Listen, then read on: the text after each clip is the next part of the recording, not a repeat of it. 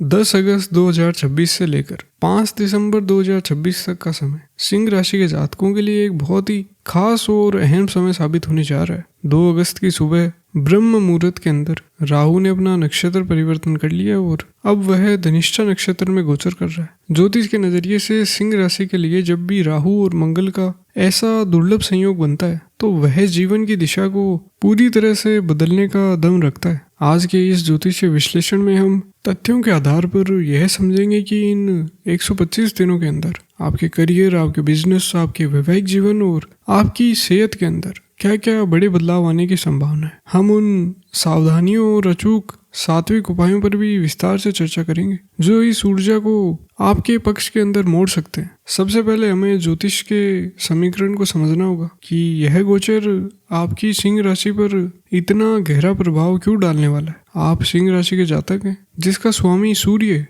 नवग्रहों में सूर्य का हम एक राजा के प्रतीक के अंदर देखते हैं जो राजकाज, पावर और साफ साफ बोलने का कारक है। आप जन्म से ही लीडरशिप करने के लिए बने हैं। किसी के पीछे चलना या फिर बिना तर्क के किसी की बात का मान लेना आपके असली स्वभाव के अंदर नहीं है। लेकिन पिछले कुछ समय से आपने स्वयं यह महसूस किया होगा कि आपके भीतर की वह पुरानी आग और वह आत्मविश्वास कहीं गहराई के अंदर छिप गया था। आप किसी नए काम की शुरुआत करते तो हैं लेकिन कुछ ही समय के अंदर उसमें पूरा करने के बजाय आप उस काम को अधूरा छोड़ देते हैं। एक अजीब सी निराशा और दिमागी आलस ने आपको घेर के रखा था। इसका ज्योतिषीय कारण आपके लग्न भाव यानी आपके प्रथम भाव के अंदर केतु का होना है। केतु स्वभाव से वैराग्य और दुनिया से कटे रहने की ऊर्जा देते हैं जिसने आपके जीवन शक्ति को कुछ समय के लिए धीमा कर दिया था। इसके साथ ही अष्टम भाव में बैठे वक्री शनि की ढैया ने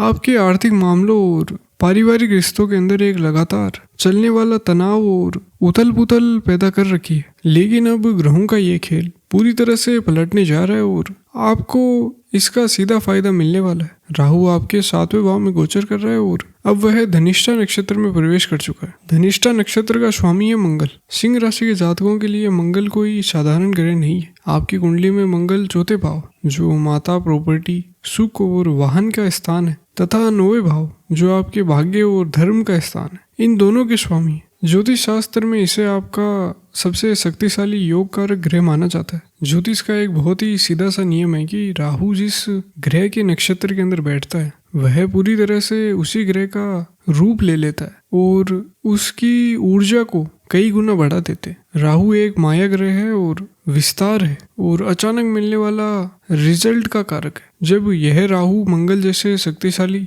सेनापति की ऊर्जा से जुड़ते हैं तो एक बहुत ही तेज अंगारक योग जैसी ऊर्जा पैदा होती है। मेरा अनुभव यह कहता है कि जब भाग्य स्थान का फल राहु जैसे तेज ग्रह के हाथ के अंदर आए तो व्यक्ति का सोया हुआ भाग्य अचानक से करवट लेता है और बंद दरवाजे अपने आप खुलने लगते हैं। अब इस बात को बहुत ध्यान से सुनिएगा कि 10 अगस्त से लेकर अक्टूबर के पहले हफ्ते तक का समय कैसा रहेगा।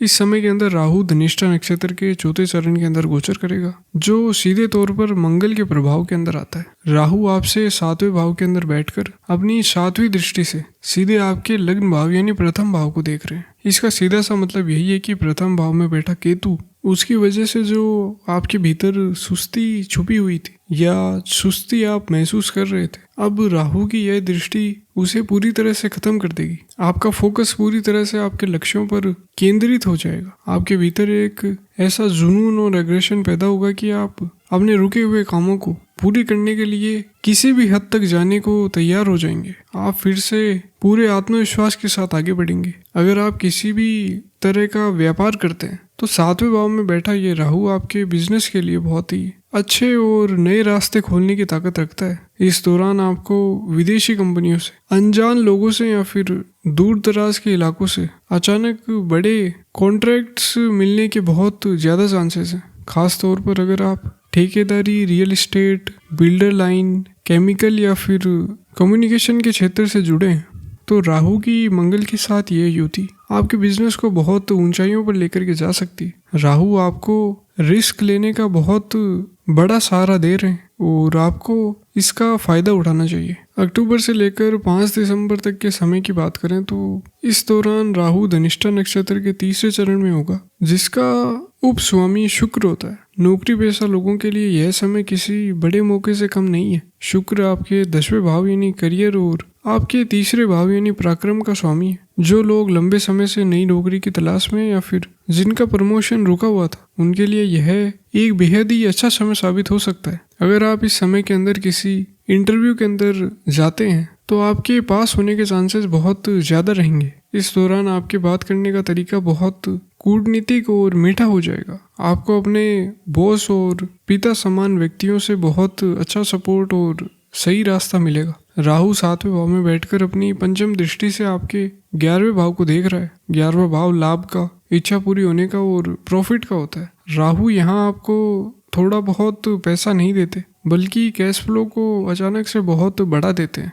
इस समय अचानक धन लाभ होने की, आपके पास लिक्विड कैश बढ़ने की या फिर किसी पुरानी फंसी हुई प्रॉपर्टी या फिर पुराने फंसे हुए पैसे के वापस मिलने की बहुत ज़्यादा उम्मीद दिखाई दे रही है। रिश्तों और वैवाहिक जीवन के नज़रिए से यह समय बहुत ही नाजुक है। राहु 7वें भाव में है, जो सीधे तौर पर आपकी शादी और रोजाना की पार्टनरशिप का भाव है। राहु यहाँ मंगल के जो आग का प्रभाव है उसको लेकर के बैठे। सिंह राशि का अपना एक गहरा स्वाभिमान और सेल्फ रेस्पेक्ट होता है और मंगल का असर उस स्वाभिमान को जिद के अंदर बदल सकता है। इस समय आपके वैवाहिक जीवन के अंदर मैं ही सही हूँ वाला रवैया हावी हो सकता है, जिससे छोटी छोटी बातों पर तीखी बहस होने के चांसेस बहुत बढ़ जाते हैं। आपको अपने रिश्ते को जीतना है, किसी बहस को नहीं। अपने जीवन साथी को थोड़ा स्पेस दें। अगर घर का माहौल खराब होता है तो उस समय चुप रह जाना सबसे बड़ी समझदारी होगी। जो महिलाएं घर संभालती हैं उनके लिए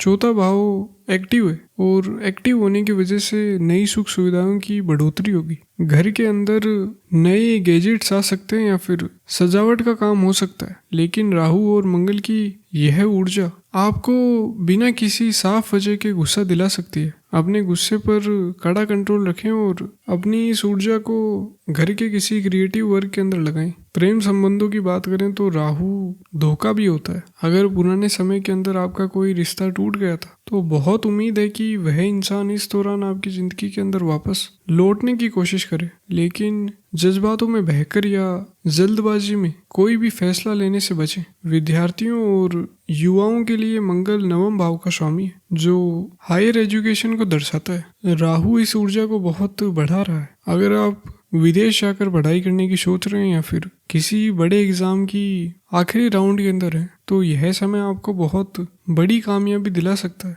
राहु आपको आउट ऑफ द बॉक्स सोचने की ताकत देते हैं। बस इस बात का आपको ध्यान रखना है कि पास होने के लिए किसी शॉर्टकट के चक्कर के अंदर ना पड़े, क्योंकि आखिर में आपकी लगातार की गई मेहनत का ही नतीजा आपको मिलेगा। सेहत के मामले में राहु और मंगल का यह संयोग शरीर में बहुत ज्यादा गर्मी पैदा कर सकता है। इस दौरान आपको अपने ब्लड प्रेशर, कॉन्स्टिपेशन, कोलेस्ट्रॉल और पेट से जुड़ी दिक्कतें सामने आ सकती हैं। रीढ़ की हड्डी में हल्का दर्द या फिर खिंचाव महसूस हो सकता है। अगर शरीर में भारीपन या फिर सर दर्द जैसी शिकायत रहे तो इंटरनेट पर बीमारी खोजने के बजाय सीधे डॉक्टर से मिले। कुछ खास सावधानियां भी हैं जिनका आपको खास ध्यान रखना चाहिए। मंगल लोहे और औजारों का कारक है। अगर आपके घर के अंदर कोई जंग लगा हुआ लोहा, खराब मशीन या पुराना इलेक्ट्रॉनिक सामान पड़ा है जिसका आप इस्तेमाल नहीं करते तो उन्हें तुरंत घर से बाहर निकाल दें। यह कबाड़ राहु और मंगल की बहुत खराब ऊर्जा को घर के अंदर खींचता है। इसके अलावा शनि आपके 8वें भाव के अंदर है, इसलिए कभी भी किसी मजदूर, हेल्पर या फिर कारीगर की बेइज्जती ना करें। धनिष्ठा नक्षत्र कला से जुड़ा है, इसलिए म्यूजिक और आर्ट से जुड़े लोगों को आप हमेशा सम्मान दें। गाड़ी चलाते समय मंगल के तेज असर को ध्यान में रखते हुए स्पीड पर कंट्रोल रखें और गुस्से में ड्राइविंग बिल्कुल ना करें। ज्योतिष में ग्रहों की कोई भी मुश्किल बिना पक्की इलाज के नहीं आती, क्योंकि शनि राशि वालों के लिए राहु कुदरती तौर पर एक बहुत अच्छा मित्र ग्रह माना जाता है। इसलिए हमें कुछ बेहद आसान और सात्विक उपाय अपनी जिंदगी के अंदर उतारने होंगे। इन उपायों का असली मकसद राहु और मंगल की इस तेज ऊर्जा को कंट्रोल करना है। पहला और सबसे जरूरी उपाय भगवान शिव की पूजा से जुड़ा है। राहु केवल भगवान शिव के ही कंट्रोल के अंदर रहता है। रोजाना शिवलिंग पर जल चढ़ाना शुरू करें। जल चढ़ाने के लिए तांबे के लोटे का इस्तेमाल ना करें, केवल पीतल या फिर चांदी के लोटे के अंदर जल भरकर ओम नमः शिवाय का शांत मन से जाप करते हुए अभिषेक करें। सोमवार के दिन 16 बार जल चढ़ाने से राहु की नेगेटिविटी पूरी तरह से खत्म हो जाएगी। धनिष्ठा नक्षत्र का प्रतीक डमरू है, इसलिए आप बाजार से एक छोटा सा डमरू लाकर अपने घर के मंदिर के शिवलिंग के पास रख दे। जब भी आपको बहुत ज्यादा दिमागी उलझन महसूस हो या रातों की नींद आपकी खराब हो तो पूजा के समय उस डमरू को कुछ देर के लिए बजाएं। डमरू की आवाज राहु के गुस्से को शांत करती है। मंगल को सही दिशा देने के लिए हर मंगलवार को हनुमान चालीसा या फिर सुंदरकांड का पाठ जरूर करें। मंगलवार के दिन किसी हनुमान मंदिर के अंदर जाकर उन्हें आग के पत्तों की माला चढ़ाएं। इससे प्रॉपर्टी से जुड़े रुके हुए काम पूरे होंगे। अष्टम भाव में बैठा शनि और राहु, इन दोनों को शांत करने के लिए शनिवार की शाम को किसी गरीब या फिर मजदूर इंसान को नमकीन खिलाना चाहिए। कुल मिलाकर 10 अगस्त से 5 दिसंबर तक का समय प्लान और